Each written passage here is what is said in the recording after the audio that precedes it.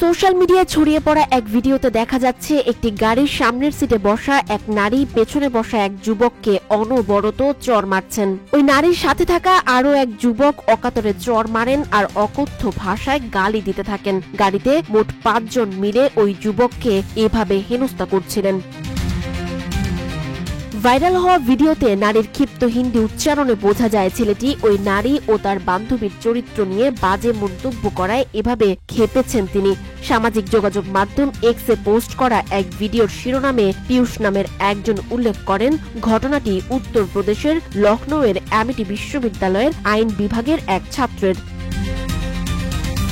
ওই পোস্টে আরো উল্লেখ করা হয় ওই যুবককে তার সহপাঠীরা মিলে কমপক্ষে 26 বার চড় মারেন, যা সোশ্যাল মিডিয়ায় ছড়িয়ে পড়েছে। তবে এই ঘটনার পেছনের কারণ এখনো নিশ্চিত হওয়া যায়নি।